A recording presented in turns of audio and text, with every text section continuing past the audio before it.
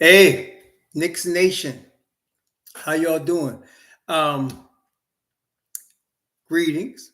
Happy Monday. This is not the normal day we would be doing a live stream for the Knicks, but a couple things. Number one, Saturday I was overly busy. Yesterday I was busy also, and then so today not only am I not busy this evening, but I'm a little bored, and I do want to talk some Knicks since there's not much going on in terms of basketball for a couple of weeks, at least, because we have the draft coming up in about 2 weeks.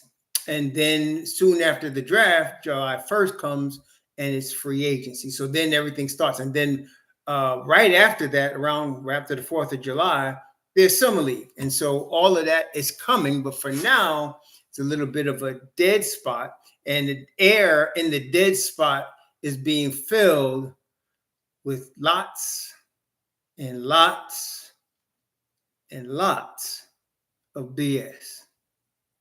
And so, yeah, it's really ridiculous, the stuff that's coming out. So what's up, V-Spec, Flexi Flex, my man Guilford McCormick, Eddie Kerr, my brother Malik Shabazz, Ron Cohen, Justin Nicks.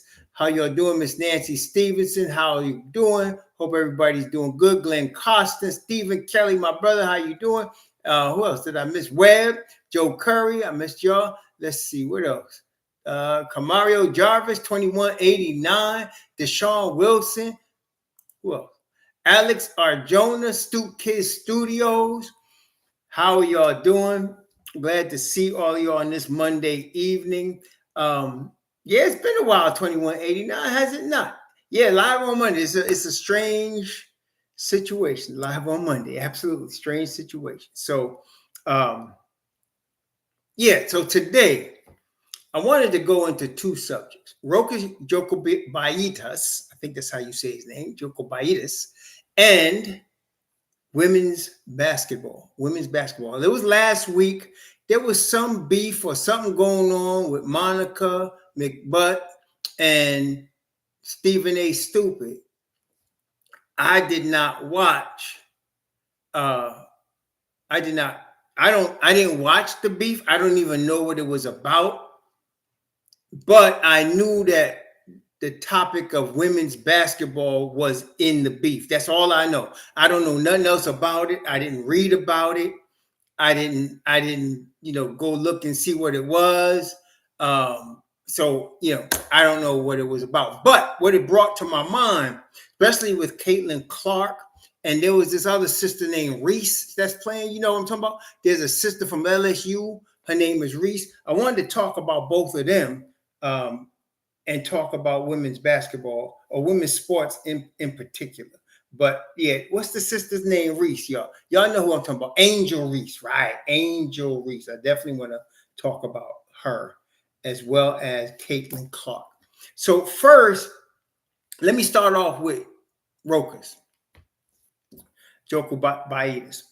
Now, 2 years ago, the Knicks drafted him in the second round. Actually, drafted him ahead of Deuce. Now, later on, it came out from Berman as well as Ian Begley that it was Thibs pushing for Deuce. So the organization drafted Rokas Jokubaitis, but Thibs was pushing for Deuce.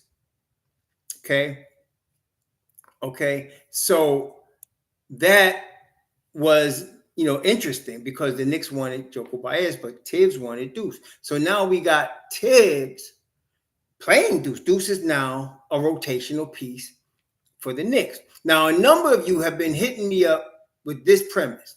The Knicks got Jalen Brunson as the starting point guard. And I'm ignoring y'all that don't think Deuce is a point guard. I'm ignoring y'all because that's stupid.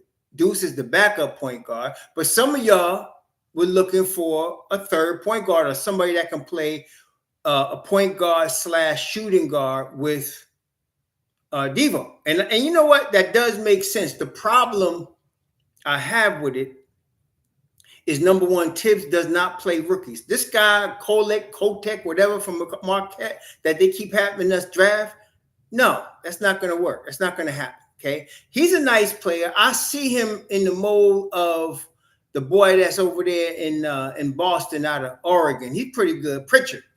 This kid is sort of like Pritchard, though he has the tendency to become Pritchard now. He ain't Pritchard right now, and he's not T.J. McConnell right now, but he has the style of those two guys, and maybe he might become that. But that's 2 or 3 years down the road, 4 years down the road. But with Rokas, the Knicks drafted him 2 years ago, and he played in the summer league, if y'all recall, with Deuce and with IQ.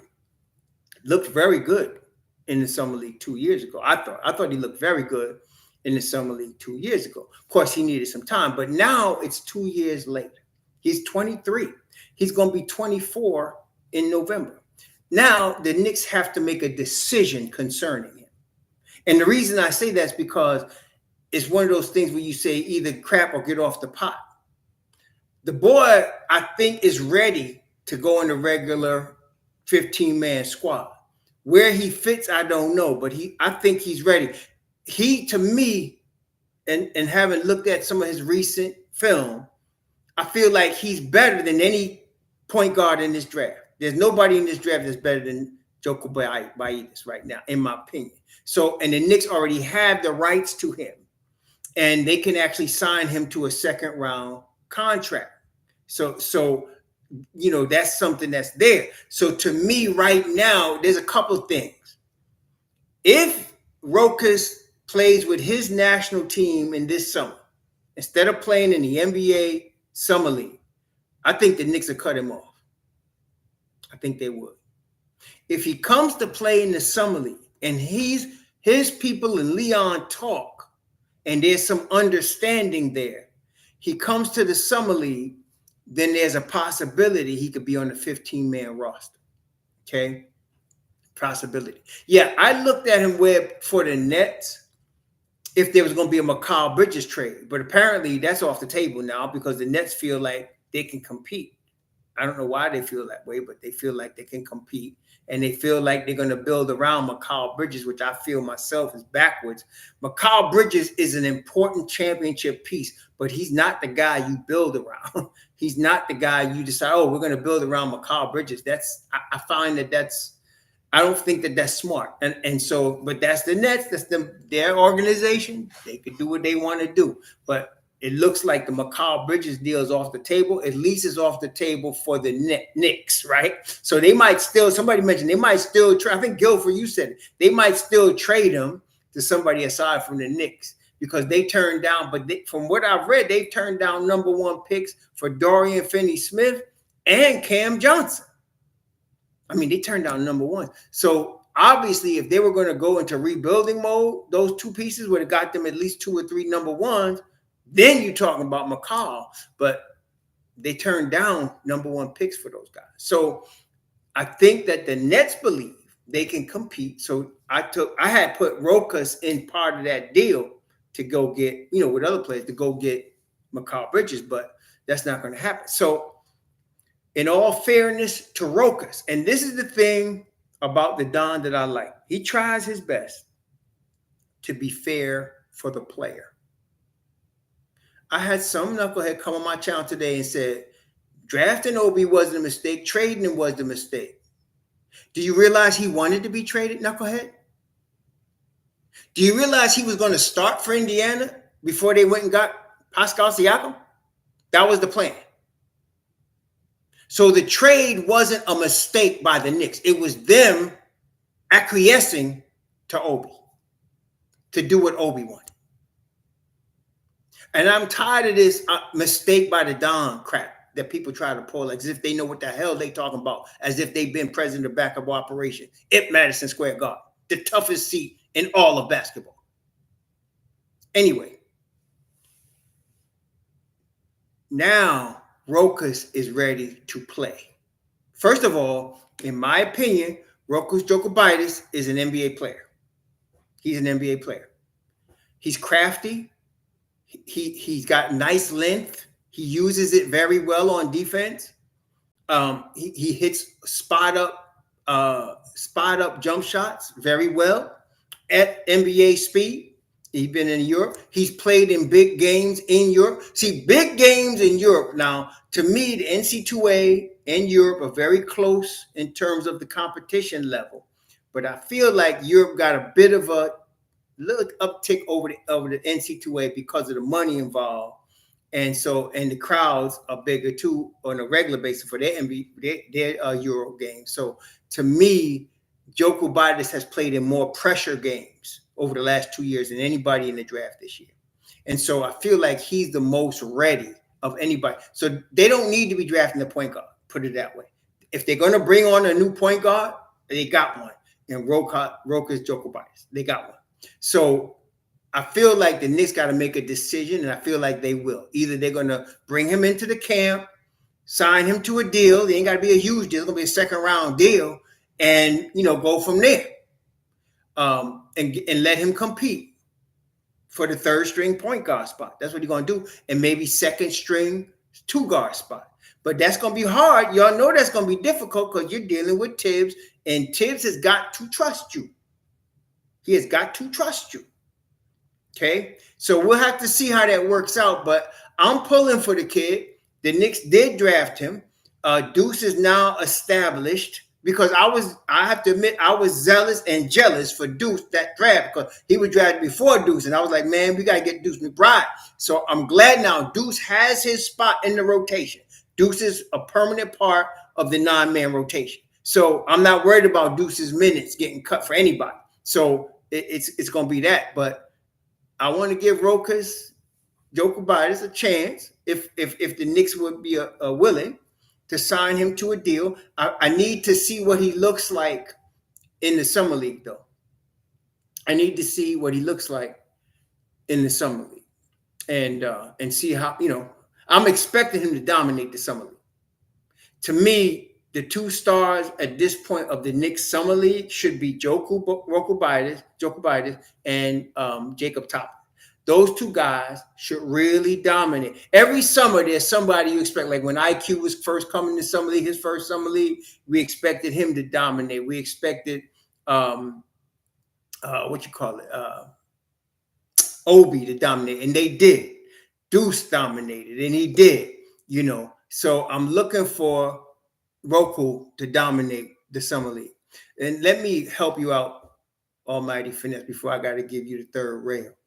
Just say you don't agree with his talent level. You come with that trash 15-year-old bull crap, and you're going to get jacked, okay? Don't come in here with that.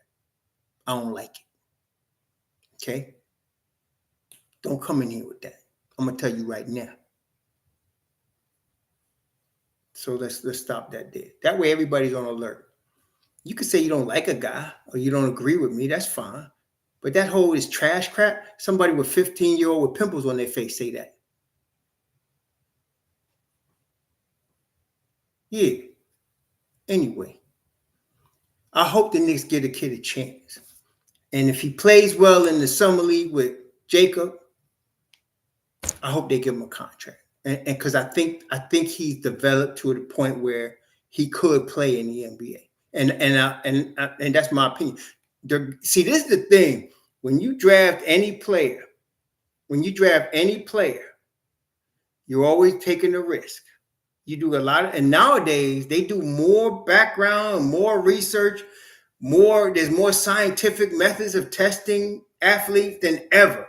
And so still though, you're taking a risk. You're always taking a risk. I was looking at some of the past drafts, man. And like the draft that Obi Toppin came in, that draft was stacked. But, the 2020 draft was stacked. But if you look back, let's say the draft that DeAndre Ayton came in, I think if we looked at it now, DeAndre Ayton, Marvin Bagley, those are 1-2. Jaren Jackson Jr. was 4th. Luka Doncic was 3rd. Mo Bamba was 6th. Kevin Knox was 9. That was that draft. So where's Kevin Knox? Where's Marvin Bagley? DeAndre Ayton been traded. Jaren Jackson Jr. is good. Luka Doncic is good. Mo Bamba's hanging on by a thread. Kevin Knox is hanging on by a thread. Okay? Some of these guys, Zaire Smith is out the league. Okay? Lonnie Walker hanging on by his thread. See, that you always taking a risk. You just never know what you're gonna get. Let's look at 2019. Look at the 2019 draft. Now, Jared Culver is a free agent trying out with the Knicks right now. Jared Culver. Jackson Hayes, he's in. Cam Reddish, we know about him. Okay.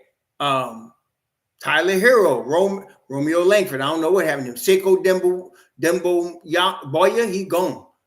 Okike, I think he gone too. Badotzi's hanging in there. Luka Shamanik, he's hanging in there a little bit. You're always taking a risk. Nasir Little, I had high hopes for him. I don't know what happened to him. I don't even know where he is. Dylan Windler was in the G League for us last year for a little bit. So I mean, Kevin Porter Jr., all the talent in the world washed out. See what I'm saying? So you're always taking a risk. You just never know what you're going to get. Okay, you try your best. Yeah. Well, he was nice. I liked him coming out of Texas Tech. Jared Culver was a 2 guard coming out of Texas Tech. About 6'5", 6'6". Nice stroke on his jump shot. Nice motor. Played good defense. Came to Minnesota. Got lost. Just didn't make it in the league. Just wasn't fitting. Couldn't get his game off. Couldn't get the minutes. Couldn't get his game off. Okay. Now he's about. He's now. How old is he now? Jared Culver. How old is that boy now? He must be like 24 now, right? He came out. He was almost 6'7". Came out. He was 20 years old. This is 2019. So right now he is. Let's see. That's 5 years ago. So he's 25. 25 now. Okay. So he's trying out for the Knicks. I don't know. Sometimes guys mature late. I could see him possibly taking Shake Milton's position if he's good enough. We'll have to see. That's what the Knicks are looking at now. Well, you would have wanted. I could see that almighty finesse. R.J. Barrett is a $120 million player, and Culver's trying out as a free agent. You would have taken him over R.J. I hear you. Anyway, you're starting off really. Almighty finesse. You're starting off. This is not your day.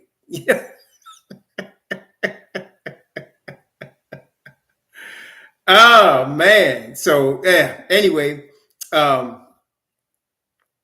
so I hope the Knicks give Jokubaitis a shot this summer, and I hope he shows up at the summer league because I think he has a chance to dominate him and Jacob Toppin and whoever they draft in the first round. Yeah, he was real good at Texas Tech, real good, but he just didn't make it in the pros. It happens. It happens. He just didn't make it in the pros. I liked him at Texas Tech, but you know what? We could like people. I liked him myself. I did, but I wouldn't have picked him that high. Actually, I was shocked myself that he went in the top 10. I wasn't expecting him to go in the top 10. I thought he'd be the bottom of the first round myself, but I'm also. What happens now, it's like with Kevin Knox, with Frank Ntilikina, with Jared Culver. When you get to the league, we'll see what happens. That's where we see if you could really ball or not. Okay, period.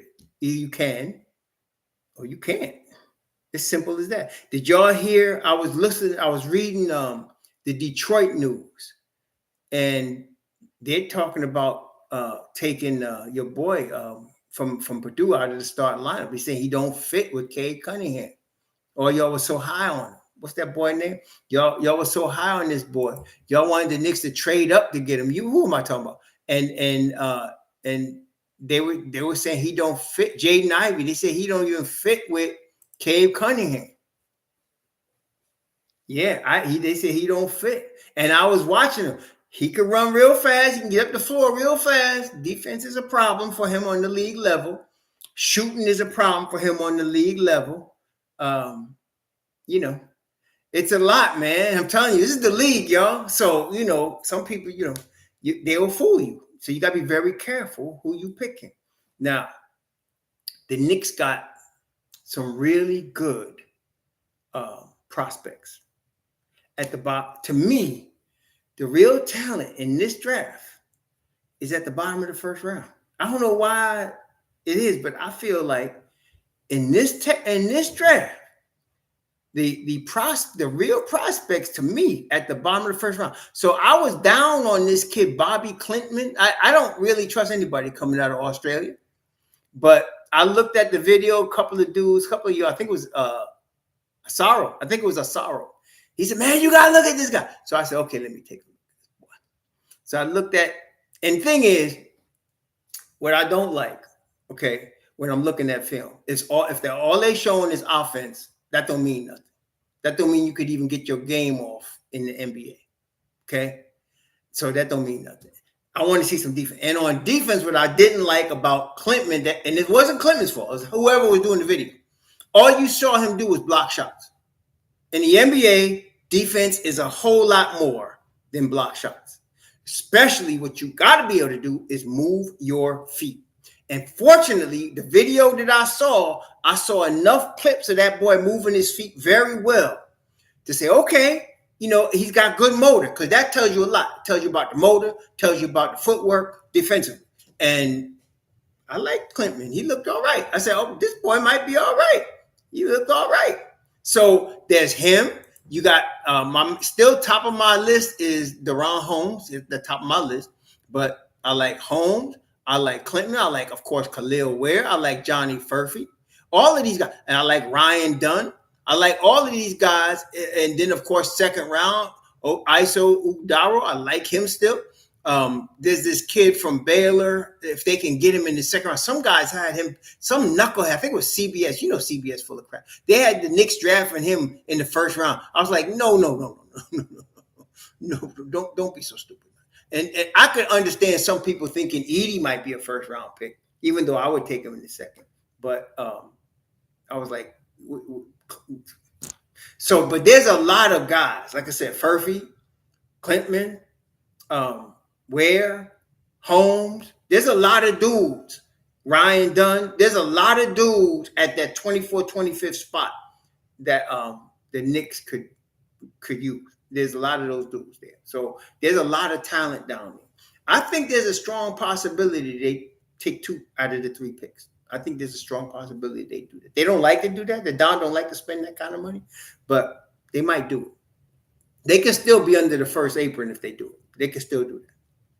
Okay. Yeah, he might. Well, see, this is the thing. Zara Bellable Noile said, Ware could be gone before we pick. Listen, most all of these guys could be gone before we pick. Ware could be gone. Edie could be gone. Holmes could be gone. Any of them. Furphy. Any of them could be gone. The only guy that I don't think will be gone before 24 is Ryan Dunn. I think Ryan Dunn's going to still be there. I think he's because of his lack of offense. See, I know Thibs values the defense that brother brings, but not everybody does. So he may not be there at 20. He'll be there at 24. I think Ryan Dunn will be there. Furphy might not be there. Ware might not be there. Holmes may or may not be there. Like I said, Edie might or might, depend on how, what people feel about him. I don't know whether they be there or not. Yeah. But we have at least 4 or 5 solid opportunities at 24 and 25. I think Oso's going in the second round. Oso Ighodaro is a second round guy. I see him in second. I hope they could get him in a second. I like his game. I really like his game. He has no offense, but he has enough, and he knows how to play within himself. And he's very athletic. He moves his feet extremely well. 7-foot wingspan, passes the ball a lot like our starting center does. Passes the ball a lot like Hartenstein. He could pass the ball. He's a very smart player. And he can pass it at speed. Like, in other words, he can play at speed and pass. So, yeah, we have to see. We have to see how that works out. But there's a lot of opportunity here. I think the Knicks could possibly take both of these guys. Of course, the Don will trade down. He'll trade down and pay less for them, but there's a chance they get 2 first-round picks. There's a chance they do it. Yeah, I agree with Winston Jones. The Raptors have been looking for a big man for a minute.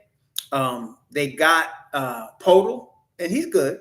but they're not satisfied with just that, I could see them taking Edie. I could see them taking Edie or Ware or a 7-footer that they could develop. I could see them doing that. Or the boy from.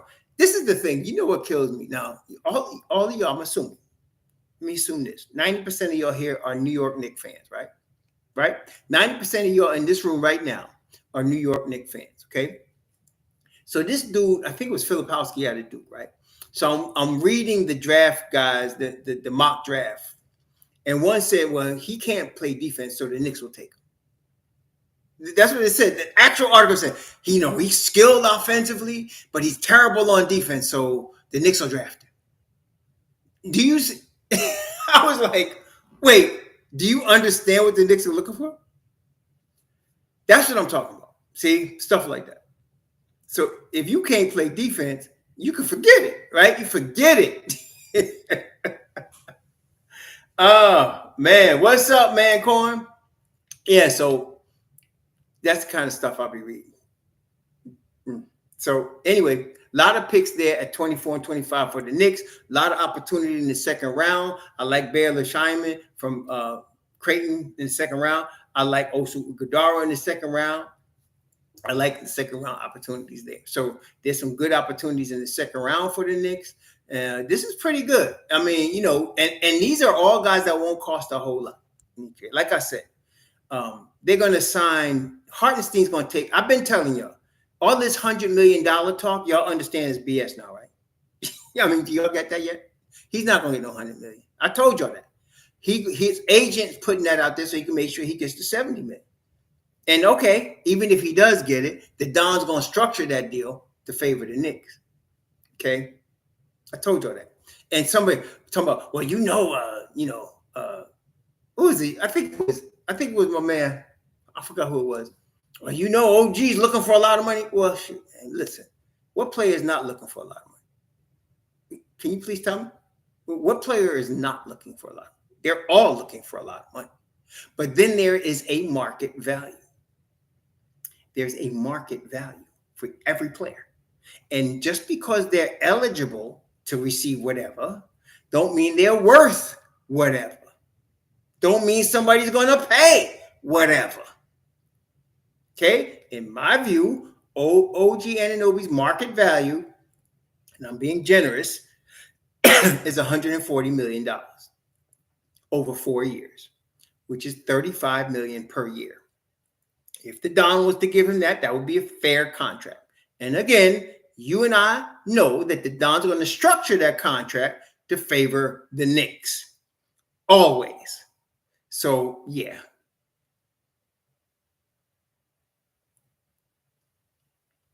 The Knicks trade 2 of our picks for Nick Richards. I wouldn't trade 2 picks for Nick Richards. You mean 2 second-round picks? If you're telling me 2 second-rounders, maybe. But, okay, and Richard Baptiste asked a good question, which I want to address here to help everybody. Richard Baptiste asked, Raw, how would you feel, I know, if the Knicks trade 2 of our picks for Nick Richards as potential piece when Robinson gets hurt, right? Legit question. This is the problem. You cannot have that. First of all, let's put it this way. Isaiah Hartenstein's your starter. Mitchell Robinson is coming off your bench. Mitch Rob may not get hurt this year if he's coming off the bench. If you're limiting him to second unit duty, he could last a long time. Okay, that's problem number 1. Any guy of Richard, this guy, what's his name? Nick Richards, he's out of Kentucky. He's a roughneck, nice player. But he's not going to come to the Knicks waiting for Mitchell Robinson to get hurt so he could play. He would rather go somewhere where he could play, where he knows he's going to play. It's not guaranteed with the Knicks that he would play. Particularly, number 1, I mentioned Mitch Rob coming off the bench. And number 2, if they keep Precious Achiuwa, that's your third string center. Okay? If they keep Precious Achiuwa, that's your third string center. So it would not make sense for anybody of, say, Nick Richards' level to come to the Knicks as a center. It wouldn't make any sense. If they drafted a rookie, it would make more sense because the rookie's not expecting to play. and he wouldn't be. Okay, and it's a extreme situation, but that would be better. Okay, if you drafted a rookie in that scenario, but an experienced veteran, no. Plumlee, no. You're not going to draft him because Plumlee wants to play. He's been in the league a long time. He wants to play. So he's not going to come to the Knicks to hope Mitchell Robinson gets hurt so he can get some minutes. And the Knicks are not going to pay him a lot of money to do that. Does that make sense, Baptiste? So, they got Hartenstein and they got Mitchell Robinson, the best, to me, top 5 in terms of 5 combo in the NBA. And playing Mitch Rob at second unit is the answer to all of the injury problems for Mitchell Robinson. It's playing him in the second unit. Let him come back healthy like he did last year, but instead of starting, you play him in the second unit. And that way you will preserve his career, you'll preserve his playing time, everything. Okay, so so I would not look at a guy like a Nick Richards or and I like him, or Rashawn Holmes, another guy, or any of those type of players in that level, unless, which it ain't gonna happen, unless Hartenstein left. If Hartenstein left, then you gotta look at all those guys. You gotta look at Richards. You gotta look at you gotta look at Rashawn Holmes. You gotta look at different guys. If Hartenstein left. But he ain't going nowhere, and neither is Mitchell Robinson. So you're good. Okay, you're good for them too. Thibs don't do that. He's not going to do that. Come on. All right, Baptiste, you're dealing with Tom Thibodeau. He's not doing that, especially a guy coming off the bench. He's expecting Mitch Rob to be ready every game. Any bench piece must be ready every game. Come on now. No back-to-back. Maybe he might back-to-back rest OG, maybe, but that ain't got nothing to do with Mitchell Robinson. All your bench pieces are expected to play every night. Okay, period. That's why I say don't worry about the 5 spot. That's done. Okay, that's done. Right? Now, women's basketball. Okay. This is what I don't like about the whole thing. First of all, women's basketball does not appeal to me. Okay? And the problem I would have by saying that is this. It's like when you're talking and you're having an argument with an Ashkenazi Jewish person and you say something about that person, you're automatically 9 times out of 10 called anti-Semitic. Whether you're not trying to be anti-Semitic, but if you're against that person, you're going to be called anti-Semitic. If I don't like women's basketball, I'm going to be called a chauvinist. Now, let me ask y'all, listen carefully. I want to make sure y'all can hear me because I'm going to bring you a hypothetical. And I don't always do hypotheticals, but I'm going to bring you one right now. Y'all got me? I want to make sure y'all hear this because I want you to answer this. Are you ready? I want you to answer this. You ready? Okay, look. Let's say I'm going to pick on somebody. Let's say my man, Donald D. Michelli. Donald D. Michelli, my man. Let's see Donald D. Michelli or APAP. Let's say y'all started a business. Okay? All right, ready? One of y'all started a business. And your business sells widgets. We're just going to make it widgets. Okay? It could be anything. So one of y'all started a business and you're selling widgets. You got me so far? So you guys started a business and you're selling widgets.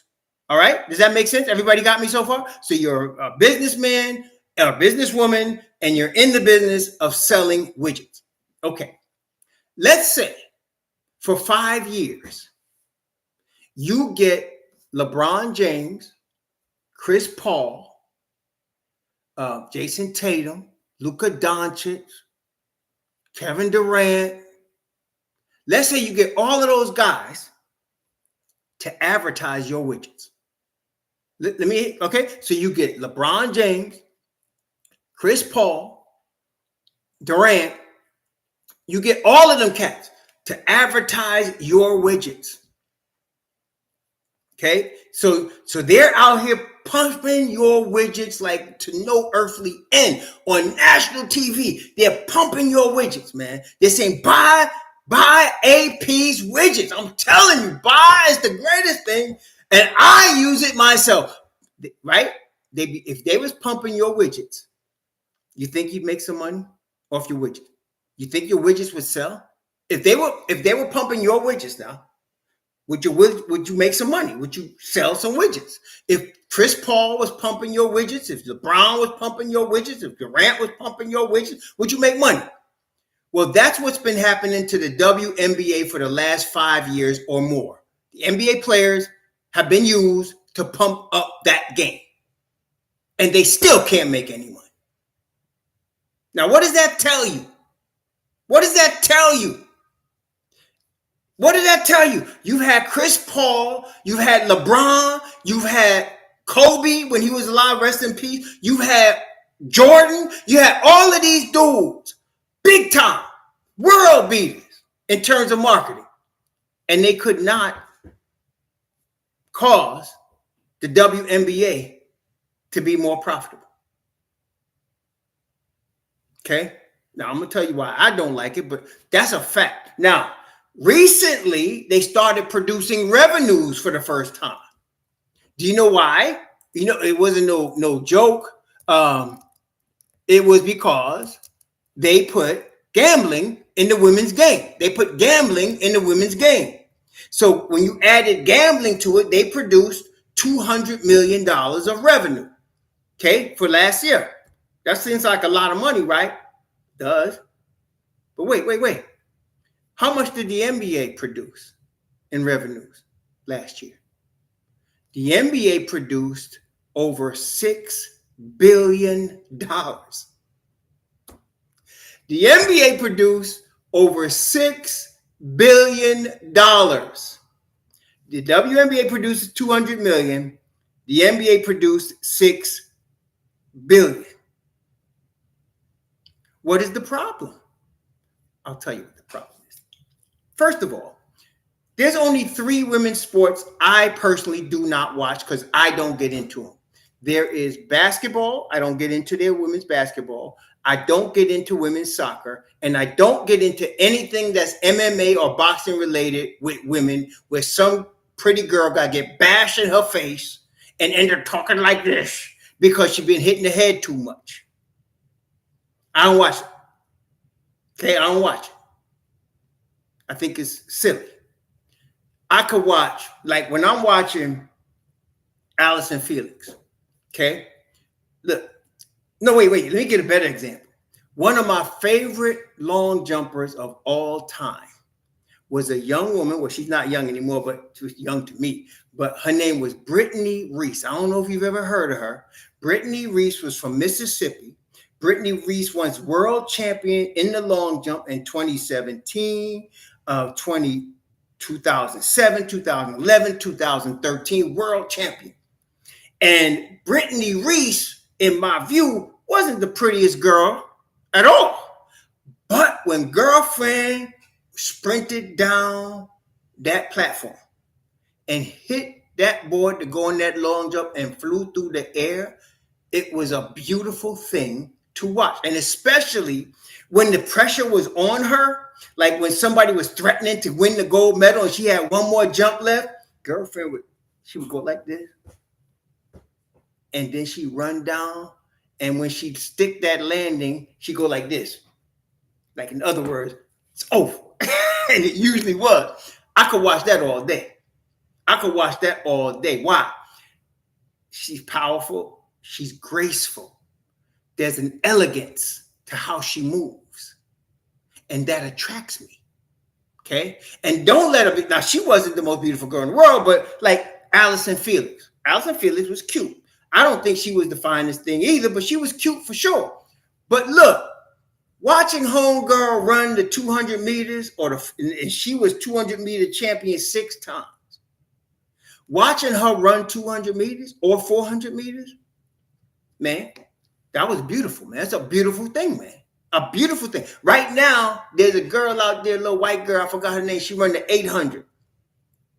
She's not attractive at all. But girlfriend, I could watch her run all day. It's just there's beauty, there's elegance, there's grace, there's power in it. It's something else, man. So I need those elements. I could watch Platform Diamond. Hell yeah, they look good in them little swimsuits. I ain't going front. But what they do when they spinning through the air and doing all them gymnastics and then stick that thing like an arrow, I could watch that all day.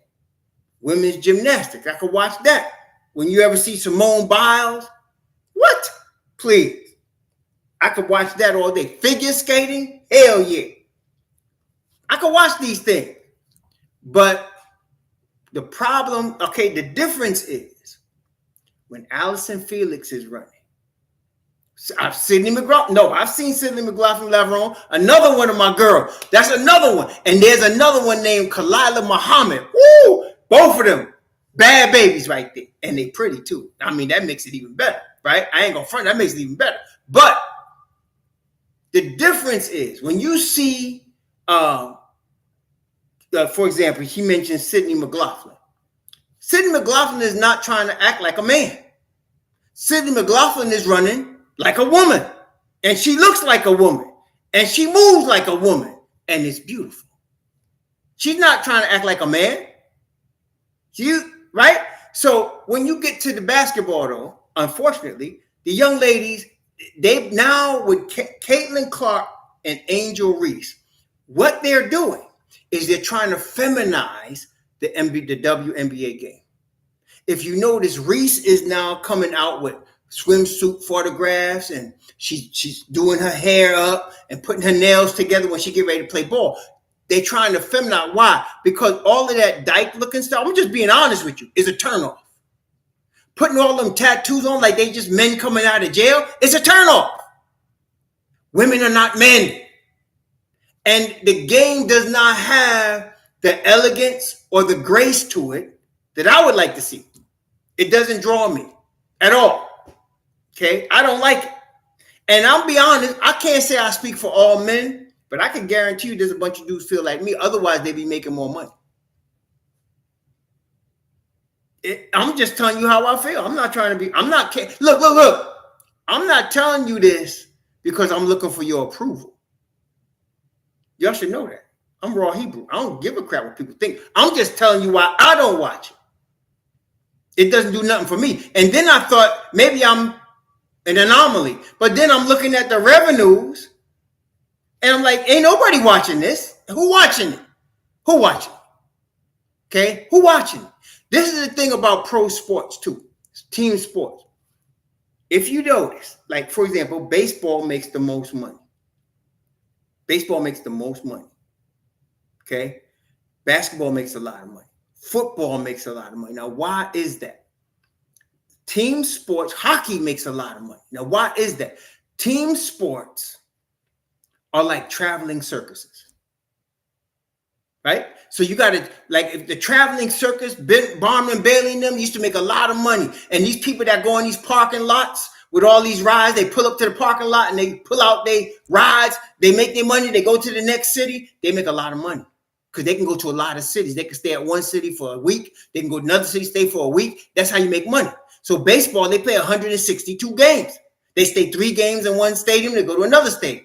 And so that's how they make money because they got the traveling circus. Then you go and you get a guy that could play and you say, oh, that's the elephant that could dance, right? Or that's the monkey that could do tricks. You got the guy that could play ball and everybody wants to pay to see him and you're going to do the 160 games. That's how you're going to make money.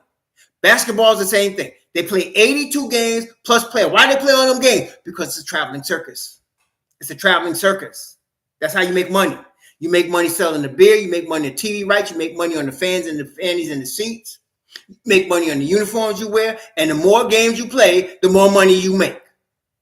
Okay? It's a traveling circus. And then you come to see Kevin Durant. You come to see Michael Jordan. You come to see LeBron James. That's how you make money. It's a traveling circus. Same with hockey. Same with football. The difference is in basketball, the traveling circus generally fills up about 19, 20,000 people in a basketball arena. In football, they only play 16 games, but there's 80,000 people there. 80,000 at a game, okay? There's a lot of people.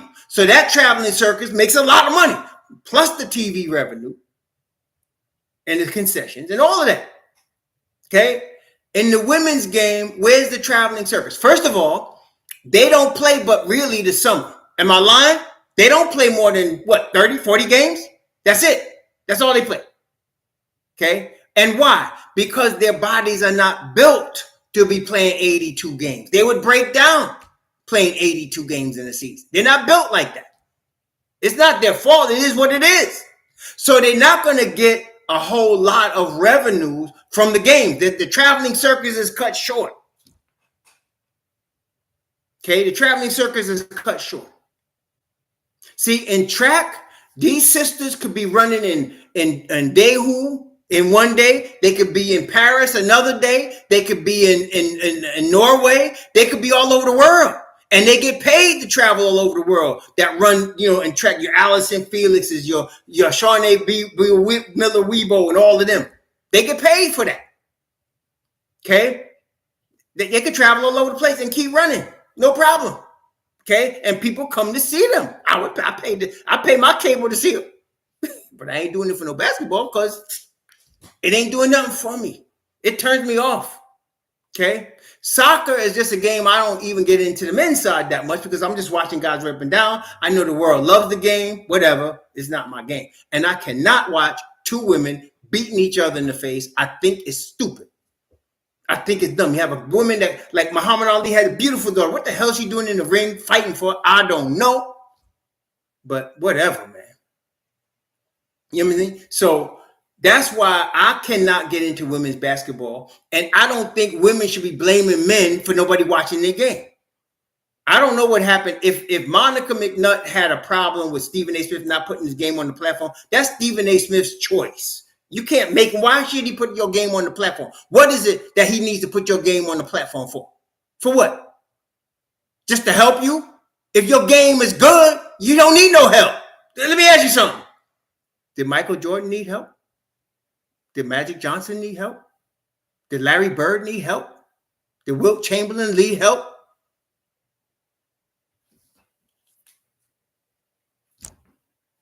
And these sisters been getting NBA sponsored advertising for years. There's just not enough people interested in their game. So I understand. And this is the thing, man. Dr. J ain't need no help. That's right. This is the thing, though. Look.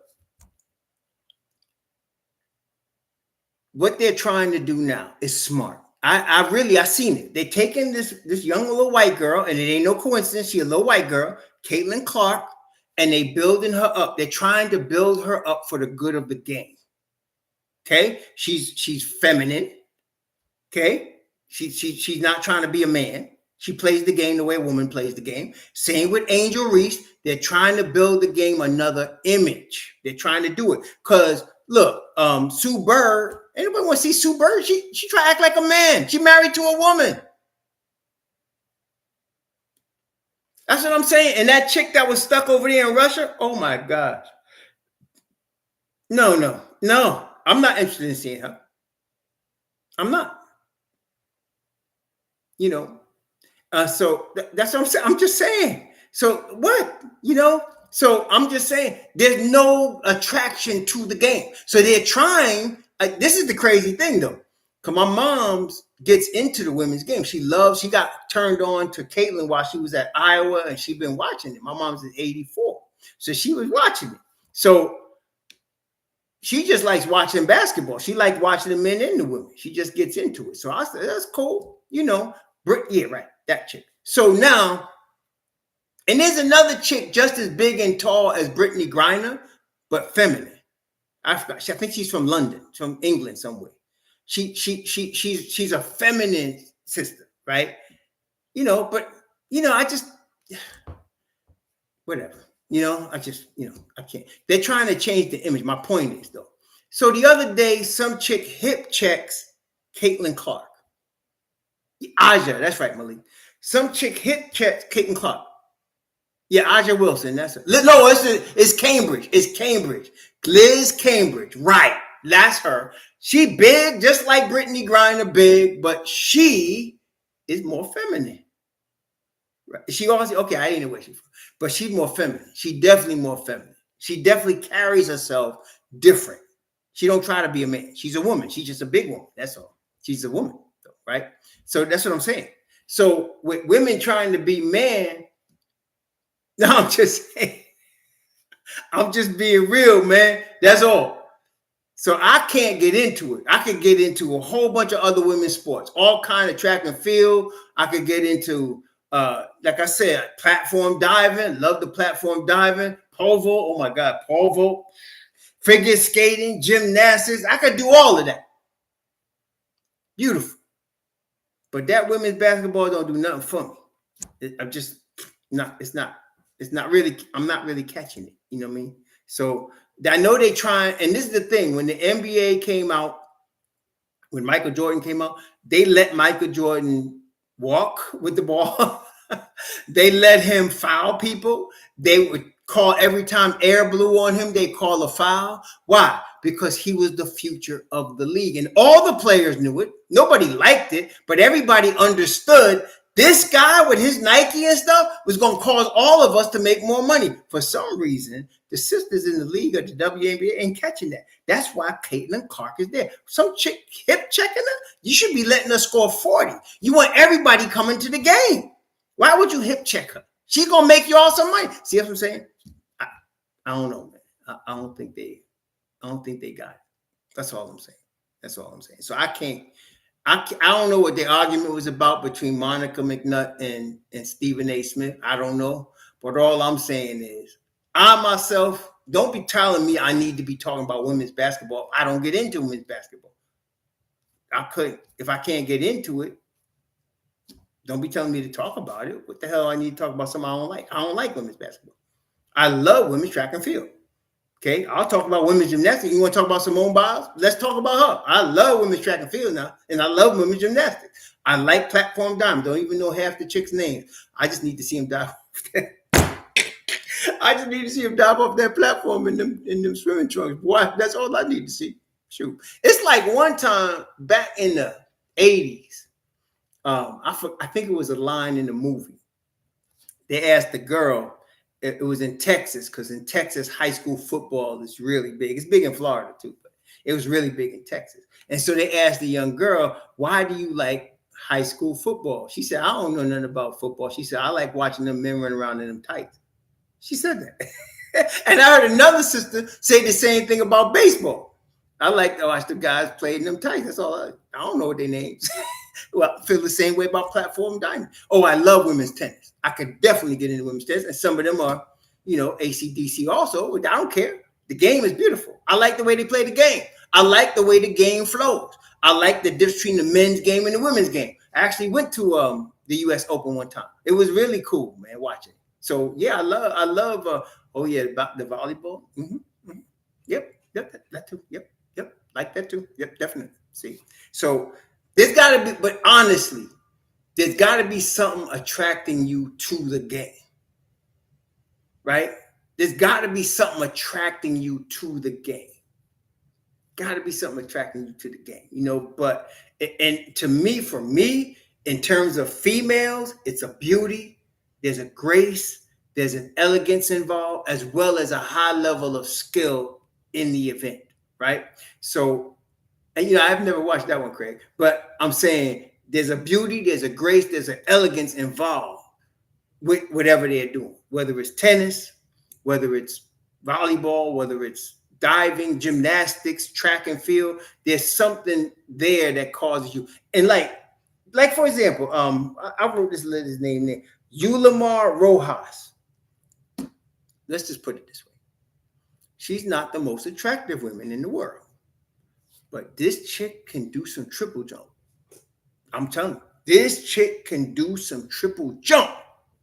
You know what I mean? And so I could watch her do that triple jump. And she's a dominant, because she's so tall and gangly. She's a dominant triple jump. So that's all I'm saying. That's all I'm saying. I'm just being real and honest with y'all. That's it. Just being real and honest with y'all, man. That's all. That's all I'm saying. So I'm sorry if this offends, Monica McNutt, one of my favorites. And the thing about Monica, again, Monica Kustok. I like Kustok, Monica, Doris Burke. I like listening to them. They know the game. There's another tall woman, white woman out there in Sacramento. She does the games with this dude on the Sacramento Kings. They know their basketball. Of course, there's some that have no idea what they're talking about, right? Like, what's the sister name, man? There's a couple of them don't know what they're talking about. Pretty, but don't know what they're talking about, man. You know, but there's some, it ain't got nothing to do with their looks. They know the game. Doris Burke knows the game. Monica McNutt has both. She's very pretty, but she knows the game. Okay. The Knicks had this other chick that went to UConn. She ended up working in the New Orleans Pelicans organization. Tall girl. She was good too. She knew the game. That's what I like listening to them, man. They know the game. Okay. It's frustrating when you just put somebody out there because they're a woman and they don't know the game. All right. But yeah, that's frustrating. And then try to say you anti-feminine or whatever because you don't like what they're doing. Don't make no sense, man. No, but I like Doris Burke calling. I can listen to Doris Burke calling the men's game. I think she's a female version of UB Brown. She knows what she's talking about. I can listen to Monica McNutt call the game. I like how she calls the game. I think her name is Sarah Kustok. I like her from the Nets. I like how she calls the game. Malika Andrews, please shut up. Please shut up. Don't say nothing. You mean? Don't say nothing. Swin Cash. The Knicks used to employ Swin Cash as an analyst back in the day. But Swin Cash knew the game. She knew the game. That's all I'm saying. She was pretty too. And she knew the game. But even if she wasn't pretty, I could listen to her talk about the game. She knew the game. That's all I'm saying. Yep, Swin Cash. That's right. That's all. Swin Cash. Ed Santana, please stop with the bullcrap. When people say stuff like what Ed Santana says, you know what that is, right? That's gossip. Unless, are you a female? You into soap operas and stuff? You like to gossip? That's all. Where you get that from?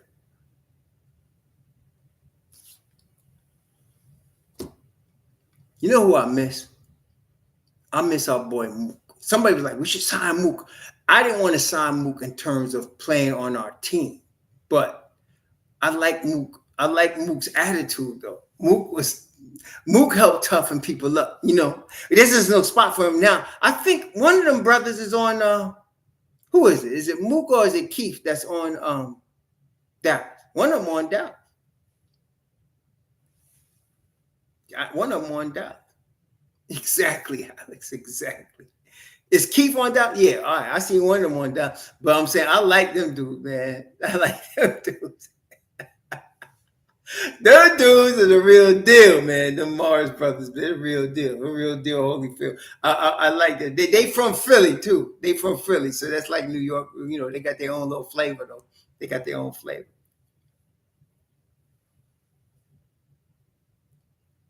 I like Doris Burke. Doris Burke is a Knicks fan in real life. You would never know it by how she commentates the game. So, yeah, for you to say Doris Burke, she doesn't favor the Knicks. She's a Knicks fan, though. She's from Long Island, and she loves the Knicks. She's been loving the Knicks, even when they were terrible. But I find her to be very objective. She knows what she wants, what she talks about, what she's talking about the game. Oh, Caruso, I forgot about her. I think she's doing baseball now, right, Ed said that? I think she's doing baseball. Mook was on the Cavs, but I seen one. I think it was Keith, obviously, in the championship right now. He's in the championship. Yeah, that's what I'm saying. I think Doris Burke is for her to be a Knicks fan and be so cool about it. She's very objective. Man. Yeah, you remember that Chris Hodge? I like that team. He did do that. And he called some play. He said he has a lot of feminine qualities. And of course, the announcer said, well, what do you mean? He said, no, he just displays a lot of feminine qualities. My man, boy. Mook. You think so, Brent Massive? I haven't heard. You bring up Rebecca Lobo. I ain't heard that name since like 20 years ago. I ain't heard that name like 20 years. She's still working somewhere? whatever happened to Rachel Nichols? So hopefully she disappears into the, takes a little money and goes somewhere. She one of them people that don't know the game. And I don't know why she got that big platform. Maybe I do know. I just don't want to say that. That would really get me in trouble for me to really say why Rachel Nichols had the big platform that she had. But anyway, yeah, she wasn't one of my favorites. Put it that way. Shoot. Yeah. Yeah, to me, I like Burks. Doris I could listen to. It's like UB Brown. UB Brown's my favorite guy. I could listen to UB Brown. There was a guy that used to coach Portland, Jack Ramsey, Dr. Jack Ramsey, UB Brown. I just listened to them. You could learn the game listening to them. Just listening to them, man. You could learn basketball listening to them. Yeah, that's what I'm saying. She really, they really know the game. Yeah. So yep. So the Knicks, I feel like are going to take a number one pick. I don't know if they're going to take two, but they definitely going to take one. Knowing the Don, if he did take two, he's going to trade down to get them later in the first round and try to get his pick later, depending on who drops. There's a number of players available. And this is how the Knicks do it. They have they got a draft board, and they'll see who's available on their board when it's time for them to pick. And if it looks like that guy on their board is going to drop past their pick, they'll trade down and get him cheaper. That's what they did with my man. Dang on. Out of sight, out of mind. That's terrible. That's what they did with Grimes. They traded down and got him cheaper. I think Culver's trying out for the team. Let's see what he does. The Knicks. The only reason y'all heard about is because of his name, right? Because he's the name. He came out of Texas Tech, All-American, very good player out of college. Just didn't make it in the pros. So the Knicks give him a tryout. The Knicks they do very serious due diligence. Very serious. They will bring in a whole bunch of guys. Okay, they're bringing a whole bunch of guys. That's right, Coach. Coach Hauser. He got a price in mind. He's not going to go above it. He knows what he wants, and he knows what the price is for it. That's what I love about the Don. He knows what the price is for it. He knows how to do it. Oh, John Sally is? I remember John Sally when Detroit won the championship. He broke out the broom. I think they swept the Lakers. He broke out the broom. Oh, man.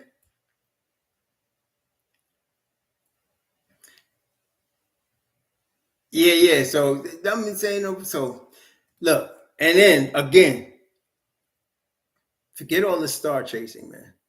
If there was a star that came available that could help the Knicks would be looking at him.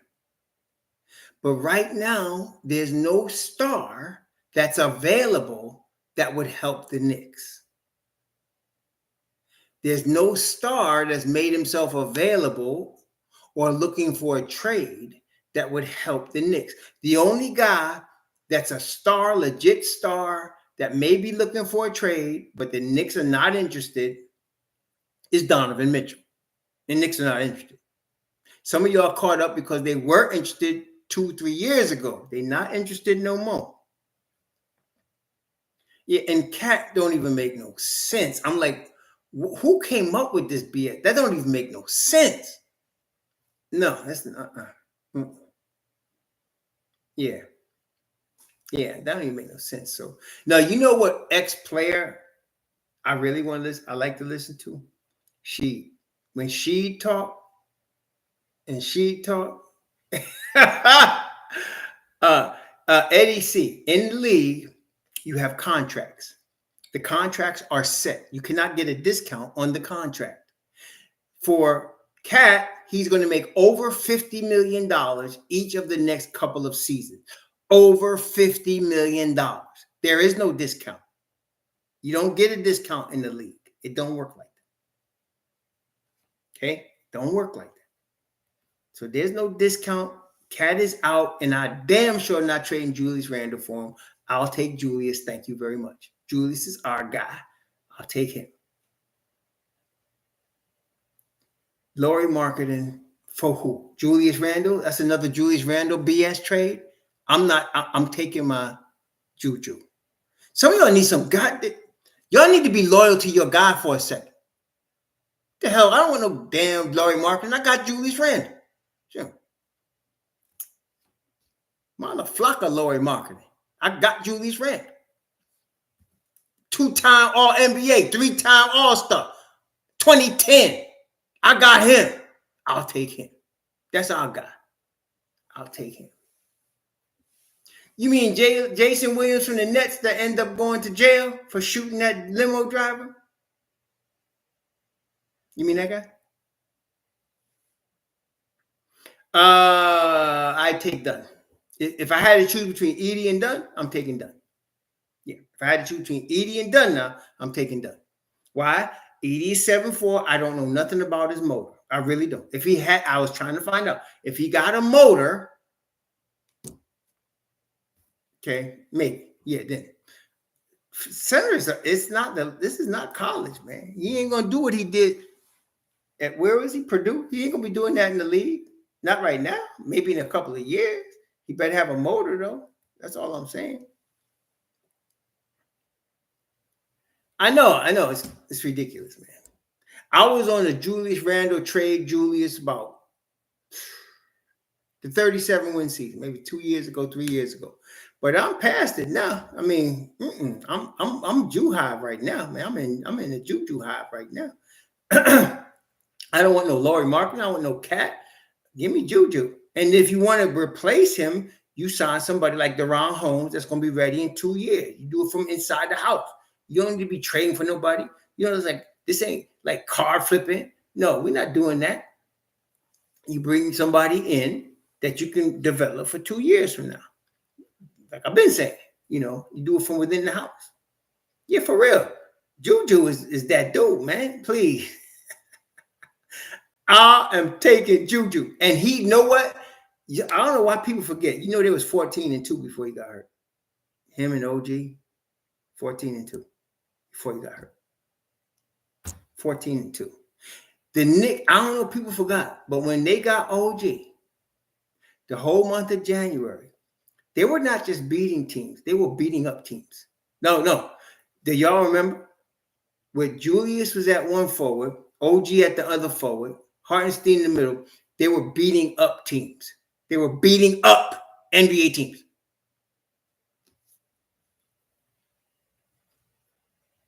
I'm not trading. Let's run that back. See, that's what I'm saying. Y'all getting caught up in this BS, man. This off-season storm of cow chips that comes every single year. People want clicks, so they be bringing this BS. But I'm not trading Juju. I just want him to come back. Now, if you were to tell me his shoulder was permanently damaged and he would never be the same, okay, now we could talk about something different. But that's not the case. He's expected to make a full recovery and be back and ready for training camp. And so, hey, yeah, that's what I'm saying. I think we'd be in good shape. I know. AP, when's the last time they had two players all NBA? You know, not in the same year, but still. And two all-stars. It's been a minute now. It's been a minute since the Knicks had that. That they had two all-stars. Okay, Rob Brown, please. Come on. I don't even know you, but you got to have more sense than that. Do you really think Laurie Marketing wants to come to the Knicks for $30 million a year to ride the bench, to come off the bench? No, seriously. Do you really think that? Come on, man. What about Laurie Marketing for Bohan and picks as a bench scorer? Stop it. Come on, man. Oh, my gosh, man. So he wants to come to the Knicks to play behind Julius Randle and get, he wants $30 million a year.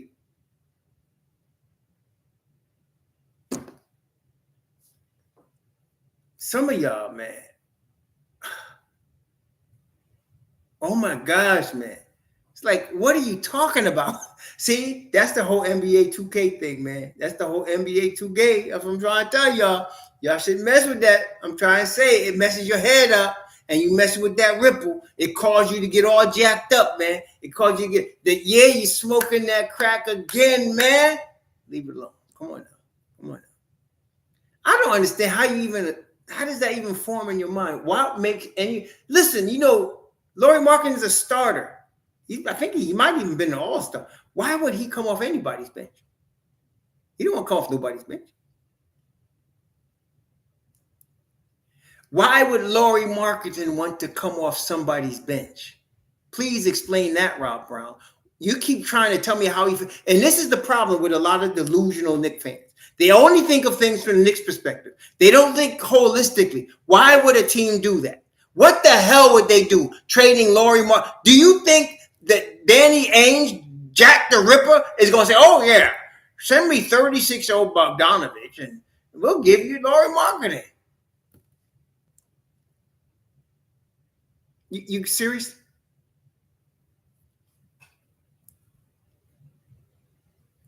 Oh my gosh, man. Oh my gosh, man. Woo, man. Whoa.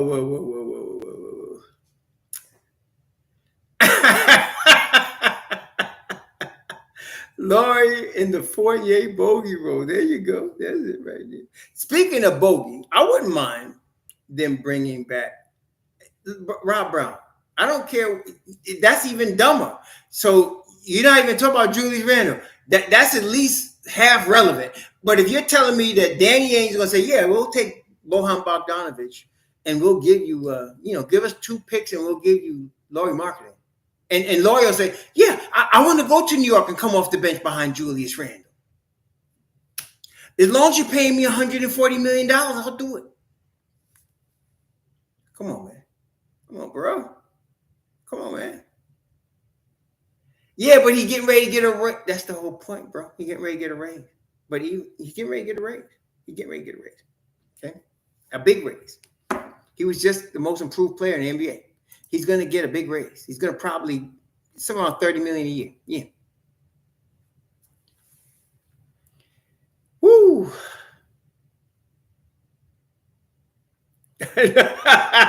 Jay.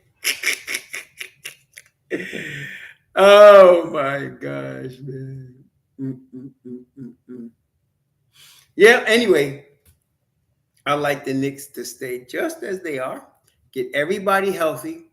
Come into camp healthy. We're good. Get everybody healthy. I just don't know who the 10th guy is or the 9th guy. If it's Bogdanovich, if it's another guy, I don't know.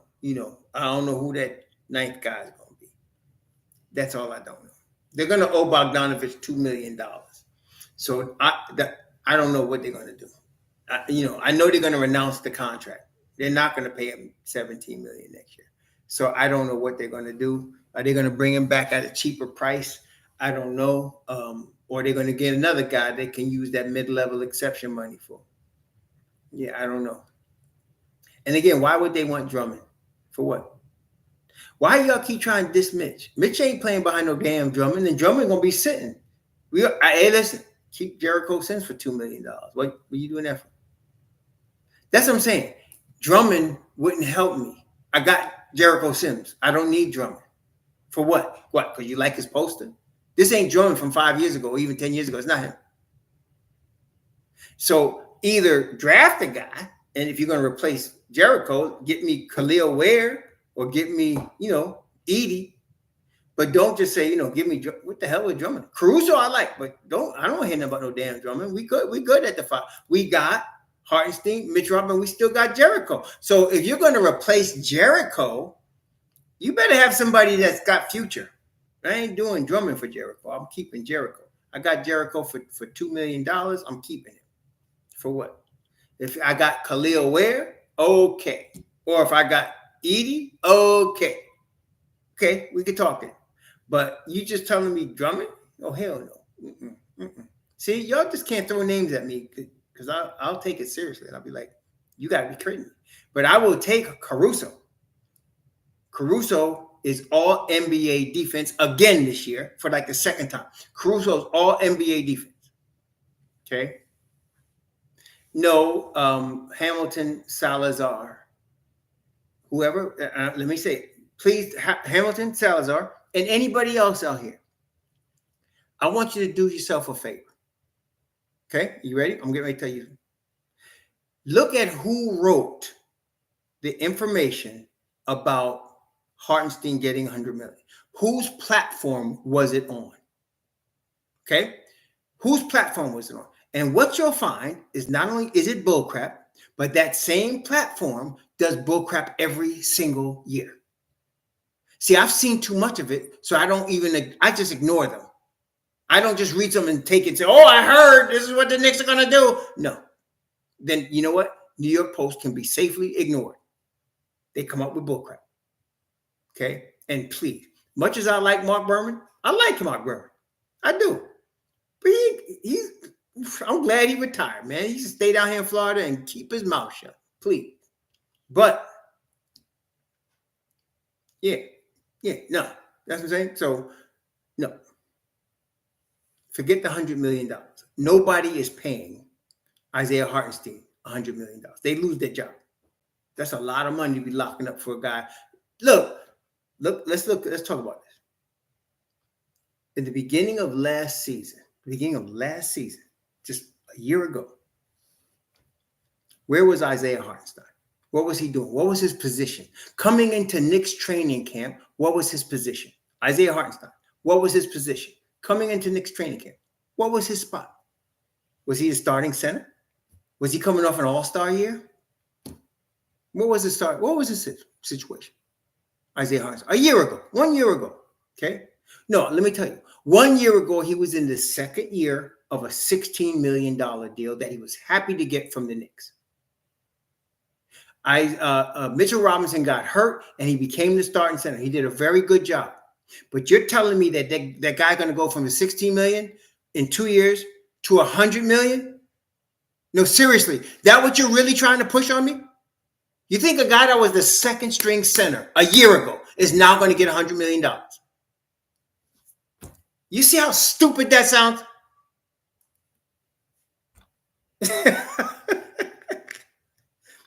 See, at least last year, OG Anunoby was asking for $100 million last year.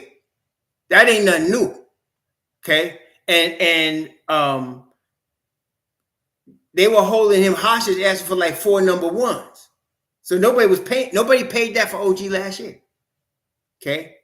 So the Knicks stepped up and gave them IQ, who wanted to start, and RJ, who's from Canada, and they got the deal done. But you got to understand historically what the value of these guys are. There is no way in hell somebody's going to pay Isaiah Hartenstein $100 million. It's just not going to happen. He is very fortunate he's eligible to get the $72 million, and he'll get that. Very fortunate. That's a life-changing thing for him. Okay? Life-changing. But this $100 million talk, I mean, seriously? Come on, man. He's 1 year removed from being a backup center. Now he's a starting center. I give you that. Yes, he's good. He fits with the Knicks very well. That's why he's coming back to New York. He's on the verge of getting his bag. $72 million, a lot of freaking money. And he was one step away from the Eastern Conference Finals. He's coming back with a vengeance to New York. Yeah, Anunoby can ask for $100 million. Anunoby going to get $100 million. He's going to get $140 million. He's going to get that money. I know he is. But people out here talking about $200 million are smoking some heavy pipe, man. For real. Heavy pipe. That ain't happening. Yeah. What? I don't care what's his name? Bobby Mark Stark, whatever the hell his name is. I don't care what he told you. That's some bullcrap. That's some straight bullcrap. That's some straight bullcrap. Please. I'm thinking of it logically. I said, this guy was a backup center a year ago. You get $9 million. Now, all of a sudden, you're telling me you're going to give him $25 million 1 year later? Come on, man. That's his agent putting out that stuff, trying to push his price up. That's all that is, man. That's all that is. I would do the same thing if I was his agent. Try to put my client's price up, for sure. Yeah. I think he gets the $72 million. I think he gets the $72 million. I think he does.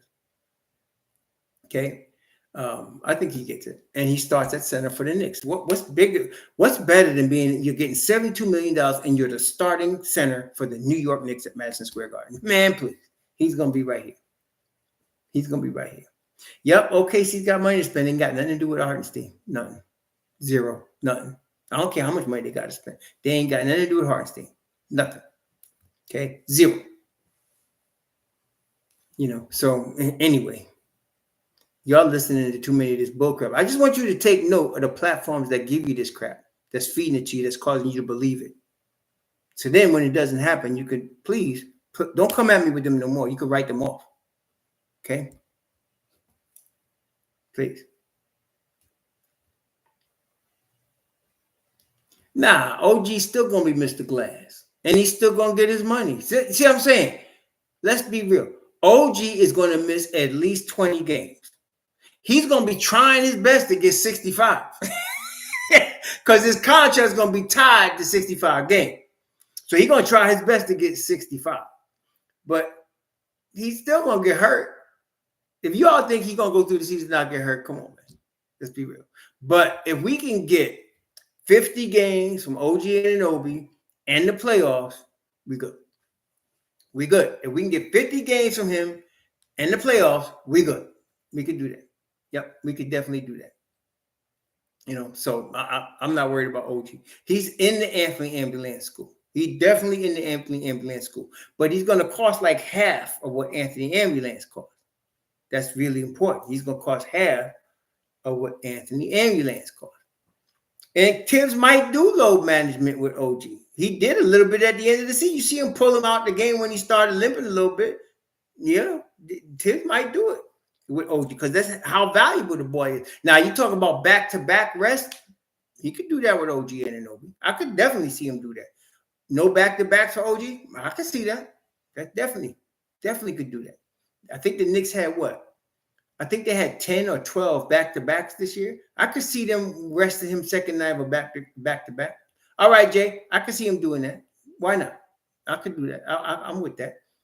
So, but we good, y'all. Just bring back the crew when they're going to, and we'll be all right. All this other crap is just crap. Bring our team back, we'll be good. We'll be good. I'm getting ready to head out too. It's 9:30. But look, I just wanted to stop in and say hi. It's always fun talking Knicks with y'all. Always fun. And that's what I do it for fun. It's all fun and games. But I take the Knicks winning seriously. I don't be just rolling the dice and hoping. I'm looking for the Knicks to make solid moves, which they have. That's going to result in them making an Eastern Conference Finals appearance and trying to get to this final. Let's run this mess back and do what we can do. I think we're in good shape. I think we are, y'all. I really do. Hang in there. It's a long summer, but time flies quick. Like I said, 2 weeks is the draft. You're going to hear about a whole bunch of players coming in, to work out for the Knicks, right? You're going to hear about a whole bunch of guys coming in. That's going to be interesting. And then they're going to have the draft. And then July 1st is a week later. And then a week after that is Summer League. So you're going to see all of that happening real fast. I would like to see the Knicks get DaRon Holmes or Ryan Dunn. I do like Furphy.